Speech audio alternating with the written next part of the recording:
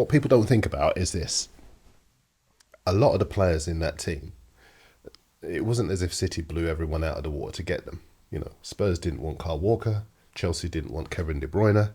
The goalkeeper, Otega, who finished the season with City, he came from Arminia Belfield on a free transfer. Akanji was offered to a lot of clubs in the Premier League who decided they didn't want him. Alvarez, West Ham could have signed him long before Manchester City did.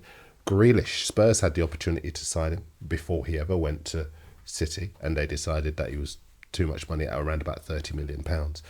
So the recruitment at City has been fantastic. But I think as far as Guardiola's concerned, the coaching has been first class, and the mentality that he's been able to establish is off the scale.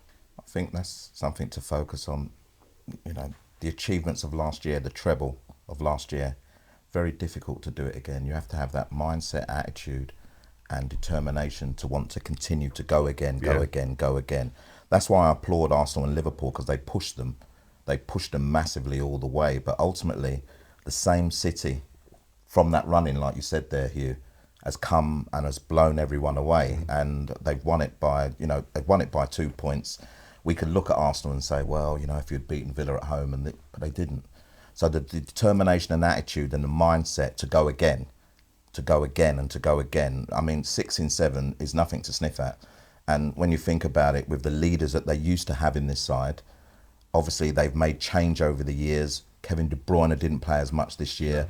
Haaland, was struggling a little bit, particularly after his injury, and yet they've still dominated games. And up pops Phil Foden in positions that people have wanted to see him in, but Pep has handled his situation so well for me. And then to see Phil Foden scoring the opening 2 goals, the first one is what I call the Phil Foden now. It's an unbelievable strike. It's the boy's got such a level head, and England need to look at the situation of what they do with Phil Foden rather than can we pigeonhole him in? You shouldn't be pigeonholing Phil Foden in 27 goals. Am I right? But Troy, lots of people say that he should look. He started nearly every game he's been available for Southgate, and the interesting thing about yes, England should look at what they do, but it's not as if you move Foden to the left, he's going to be less effective, and you're going to have a hole in the number 10. That role. Yeah, but you know who would be in the number 10 if you moved him out left? Bellingham. Yeah. We have fantastic. If we didn't play Saka on the right, you know who'd be there? Palmer. We got fantastic talents in that offensive position, and I don't. There's now this big debate about, oh my goodness, it's going to be a real conundrum for Southgate. Come on, I'd rather have the riches, wouldn't you? Absolutely, yeah. Absolutely. I remember when this England team had nothing like those talents in the front six, and now we've got players who would walk into those positions. So I think we're in a good shape as far as the Euros is concerned in terms of the front six. Just going back to Troy, is it the best though, in your opinion? Are they the best squad? This the best period of a team that you've seen in English football during your lifetime? Jeez.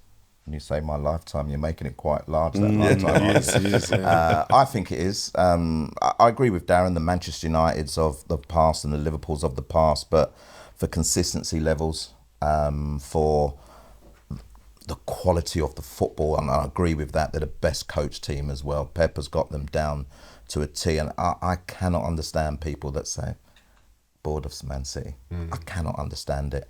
But I suppose there's different ways of viewing things. I would put the only caveat to that would, and I know you want to talk about it later, the reason why they're getting the disrespect, I believe, is because of the charges, the outstanding charges. And let's think about this. We're talking 6 in 7.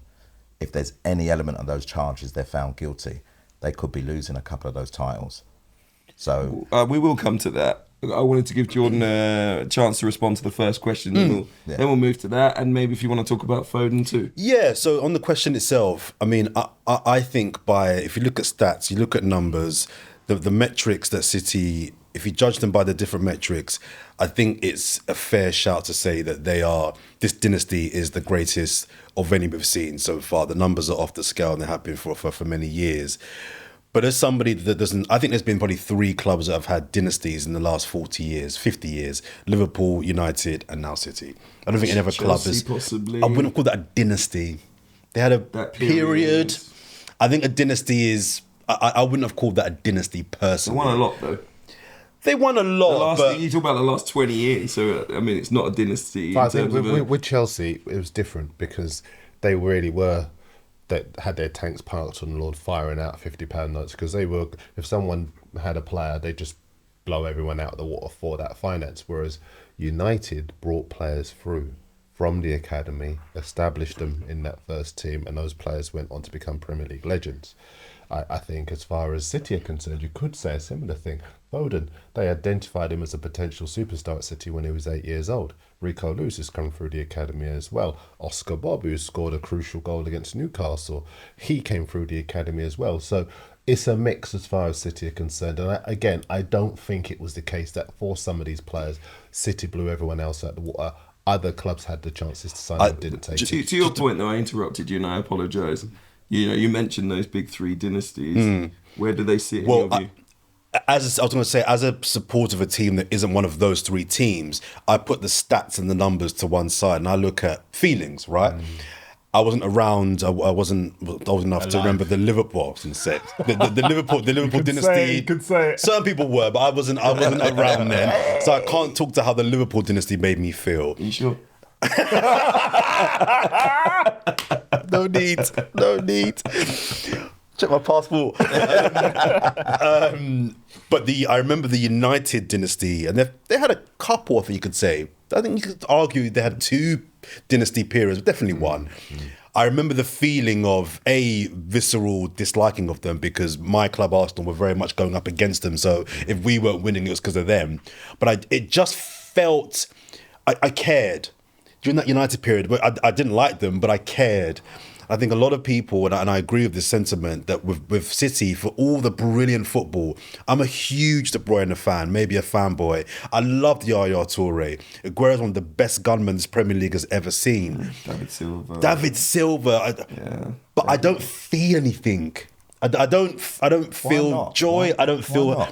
I don't know. I don't know, Troy. But when United were at their peak and were the big dogs in town, maybe it's linked to the charges, right? Maybe United's success was built off of the fact that, this is a team that was built. Sir Alex Ferguson built that team. Kids, good recruitment.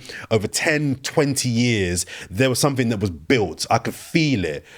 This maybe doesn't feel... I like the fact. You mentioned Man United at a period of time, and if Arsenal weren't winning, United was, that there was a genuine rivalry growing. And it wasn't just a rivalry that was just because they won the most points. When they were on the field of play, like the rivalry was clear to see, the Roy Keane, Patrick Vieira, Sol Campbell, all those kind of things, Martin Keown, Ruud van Nistelrooy, rivalries came through. And I think it made the game so much more intense, which then meant the viewing spectacle was off the scale. Agreed. I think City and Liverpool have created that, in regards to the fact that those games, whether you support those teams or not, if you're a lover of football, you're invested in it massively. But I would challenge that. I think the quality of football between these two teams has been premium, no doubt. But there's been no other narrative in this lot. You mentioned during that United period, there were storylines, there were characters. I get it. There's no characters, there's no narratives with the City things have success. changed over a period of time, haven't they? And things have changed. As we know, it might be a football thing, but things have changed, and I do think that Sky, whoever it may be, have tried to build up games where the games are just not there. The Man United rivalry is not there anymore because Man United is so poor. But the Man City-Liverpool rivalry, yes, it's not going to be exactly the same, and I get it. There were storylines to almost everything. But this is a different kettle of fish. This is the intensity of the football. This is the narratives that are created because of great play and et cetera, et cetera. And I just think that this Man City team have created a whole different sphere, which hardly anyone can touch, by the way. I think one of the reasons that you talk about feelings, that I think a lot of fans do feel hollow regarding Manchester City because they're in a false position, whether we like it or not.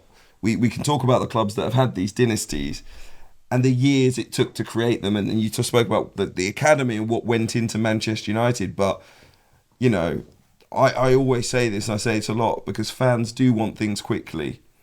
That when clubs get them quickly, and they get them essentially because huge money has been piled in, football fans don't feel the same way about it. We can all sit there and respect. We love even the Luton story. We love the Luton story because it's real, it's organic. They were in a terrible position, a difficult position. The fans had to help them out. They've gone up the leagues. They've gone through the playoffs to make it into the Premier League. They've done it the hard way, the arduous way. We can respect that, even if they didn't stay in the Premier League. We can many ways, football fans love that. They love those stories because they're real. And Manchester City, we all know, if they weren't bought by a nation state, wouldn't be winning titles, whether the team is brilliant or not, because people would... I know it sounds weird, because if Arsenal were bought by the same owners and were winning titles, it wouldn't feel that way, because they're Arsenal. They've been a hugely successful club for so long that it doesn't jar in the way that City winning things, it jars with fans. Because they're sitting there and they're like, weren't you in division whatever 20 years ago? Like, how on earth have you done this? And the answer to that is... someone wants to portray their state as being... But wait. And that is aside from the charges. That's aside from the charges. No, there's a flaw in what you're saying. When they were in League Two and they were still packing out Main Road and getting 40,000 fans or whatever, they didn't have the nation state ownership. That nation state ownership came when they got back into the Premier League, and those fans were still loyal to the club. Sorry. The Man City fans. Sorry, I'm not talking about the Man City. Everybody else he was talking about. But the other thing is, Darren, you missed what I'm saying. I don't think it jarred with fans when they were in the Premier League. I don't think it jarred with fans when they finished 8th or 9th. I think they did in the Premier League before they had this. That didn't jar with fans because they're still Manchester City. Like, we know that they're a respectable club. We know that they've got history. That doesn't jar with fans. Yeah. What jars with fans is winning 6 titles out of 7, because they're not that club. They're a biggish club, but they're not that club. And I get that, but there's an issue. I think it's part of the English sporting culture. Whenever somebody wins a lot, people get bored of them. You look at other sports. Federer became boring because he kept winning Wimbledon. Steve Interesting Davis, they called him, because he kept winning the world snooker title. There are a lot of other sports where when one person or team dominates, that the whole anyone bat United thing came because United was so dominant in the 90s. I partly see what you're saying, and I'm not trying to be contrarian or anything in relation to City, because I do see what you're saying, but I think it's broader than that, and I don't think it's limited to City football, or City or football. I think it's a wider thing. The British psyche is to get behind the underdog, and if somebody looks as though they're dominant, people do get bored of them.